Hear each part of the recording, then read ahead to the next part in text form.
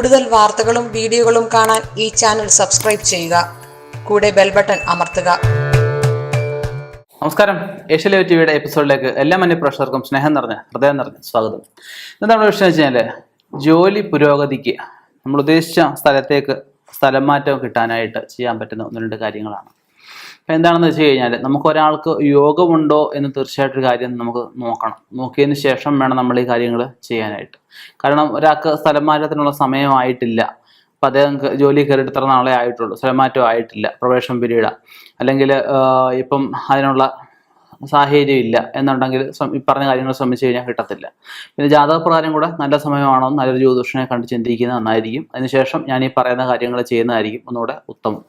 നമ്മൾ ആദ്യം നമുക്ക് എല്ലാവർക്കും ഒരു ധർമ്മദേവത ഉണ്ടാവും, കുടുംബദേവത ഉണ്ടാവും. കുടുംബദേവതയെ ദേശദേവതയെ ആദ്യം പ്രസാദിപ്പിക്കുക.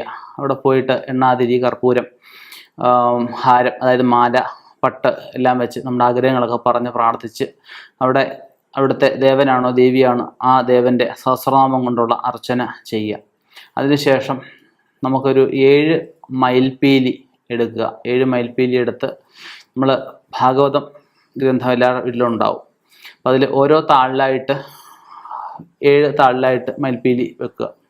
വെച്ച ശേഷം ഒരു 7 ചൊവ്വാഴ്ചയായിട്ട് ഓരോ ചൊവ്വാഴ്ചയും ഈ മയിൽപ്പീലി എടുത്ത് സുബ്രഹ്മണ്യ സ്വാമി ക്ഷേത്രത്തിൽ കൊടുത്ത് അവിടെ ഒരു നാരങ്ങാമാല 18-ൻ്റെയോ 21-ൻ്റെയോ 36-ൻ്റെയോ എത്ര നാരങ്ങയുടെ ആയിക്കോട്ടെ നാരങ്ങാമാല ചാർത്തി ഈ മയിൽപ്പീലി ഭഗവാനെ ചൂടിച്ച് ഭഗവാന് അഷ്ടോത്തര അർച്ചന, അതുപോലെ തന്നെ മുരുക സൂക്തം കൊണ്ടുള്ള അർച്ചന ചെയ്ത് പ്രാർത്ഥിക്കാം.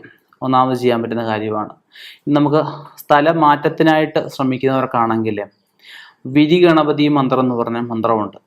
ആ മന്ത്രം കൊണ്ട് അടുത്ത് ഗണപതി പ്രധാന ദേവതയായിട്ടുള്ള ക്ഷേത്രത്തിൽ ഒരു 5 ചതുർത്ഥിക്ക്, അതായത് കലണ്ടർ നോക്കുമ്പോൾ അറിയാം നക്ഷത്രത്തിൻ്റെ താഴെ കാണുന്ന തിഥിയാണ് ചതുർത്ഥി. ഒരു മാസം 2 ചതുർത്ഥിയുണ്ട്. അപ്പം നമുക്ക് 5 ചതുർത്ഥിക്ക് ഗണപതി ക്ഷേത്രത്തിൽ പോയി നാളികേരം ഉടയ്ക്കുക. പറഞ്ഞ വിരിഗണപതി മന്ത്രം കൊണ്ട് അർച്ചന, മുക്കുറ്റി കൊണ്ട് അർച്ചന ചെയ്യാം. അത് ഒരു പ്രതിവിധിയാണ്. പിന്നെ ഒരു ജോലി മാറ്റത്തിന് ശ്രമിക്കാൻ പറ്റുന്ന കാര്യമാണ് കൃഷ്ണസ്വാമി ക്ഷേത്രത്തിൽ വെണ്ണ ചാർത്തുക.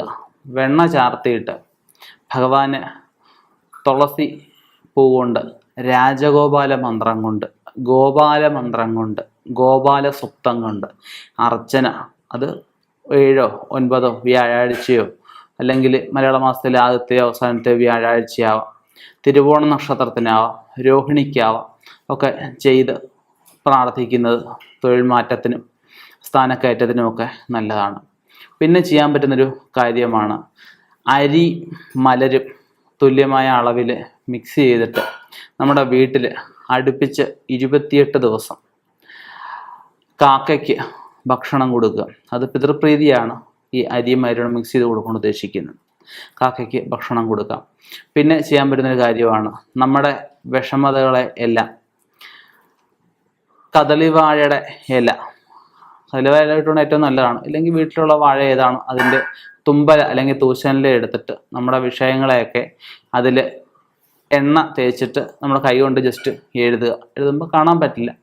അതിനുശേഷം അതിൽ ഒരു 3 അല്ലെങ്കിൽ 5 അല്ലെങ്കിൽ 7 അതിലിപ്പോഴോ ഞാലിപ്പൂമ്പഴോ പാളയംകുടമ്പഴം വേണ്ട, ഏതെങ്കിലും പഴം വെച്ച് നമ്മുടെ പൂജാമുറിയിൽ എന്തായാലും ഒരു കൃഷ്ണവിഗ്രഹം എല്ലായിടത്തും ഉണ്ടാവും.